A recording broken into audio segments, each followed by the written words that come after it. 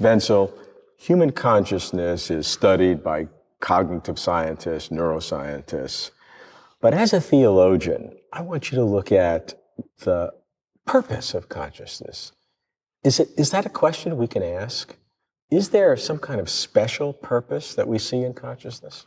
Consciousness, for me as a theologian, becomes interesting in terms of the way we are embodied creatures that have certain kind of dispositions.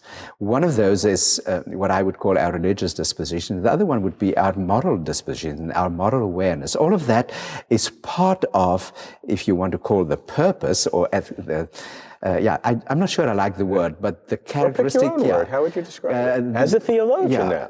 It is part of call it the characteristic of consciousness. What would consciousness need to be like for us to have meaningful, faithful lives, to put it like that? And I think what I find fascinating by going back so far in prehistory is to see that however minimally there has been a religious disposition always.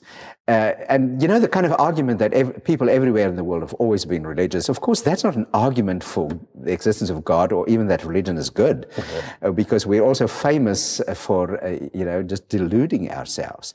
But it is an interesting argument for looking at these propensities that we have. Another interesting argument that is now part of the interdisciplinary argument and part of the consciousness issue is moral awareness. There's a whole hot debate out there now, where does that, why is moral awareness part of our conscious being? Is it something that has evolved? Is it something that, is a cultural veneer over our vicious animal natures, or whether we inherit that somehow from our most distant primate ancestors, or whether we are born with an innate sense of right and wrong. All of that is extremely interesting, because all of that adds to what I think is very, very classically typical of human consciousness. Now, but it is also theologically interesting, and what I did in my work recently is not just to talk about these different traits for human uniqueness, rationality, or this or that, but I tied it quite specifically to the famous verse in the Old Testament, where God says, now these humans have become like one of us by knowing good and evil. So what that means there for me is what another friend of mine has called a falling upwards into moral awareness. And that to me is a defining moment for human consciousness, and for not only narrowly thinking about right and wrong, but having a kind of metaphysical awareness that there might be more to life than what we have here, or at least this yearning to know what the meaning of life is, what right and wrong is, and why religions have always been part of our human makeup. Well, one can look at the cultural development over tens of thousands of years of human history and can see a progression beginning with some very shamanistic, proto-religious activities, and then developing as doesn't this history mitigate against some real theological truth to it, but rather gives an evolutionary psychology to the development of religious belief, and therefore human consciousness is nothing special?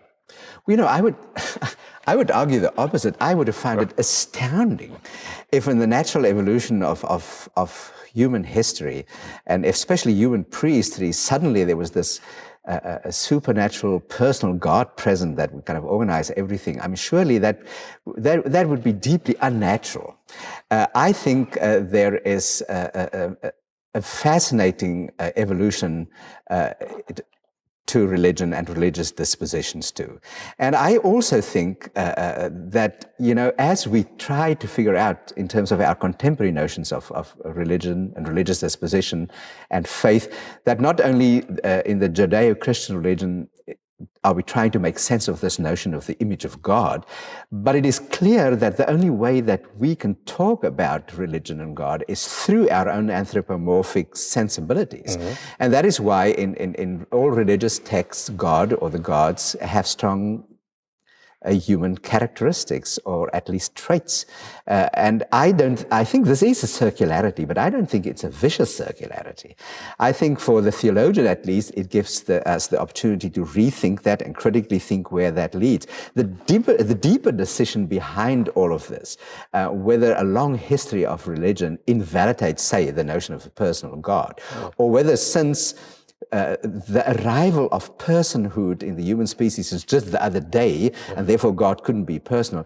I don't really buy into that because I told you I am more of a mystical, apophatic Christian. I believe that we know so little about this transcendence, at least I do, that I do believe in, that I'm open to leave the details of what that might mean beyond biblical text. I don't think that needs to be filled out for me in all that exact detail. What I find much more interesting is the deeper psychological and philosophical conviction that this does make sense in terms of a long history of traditions.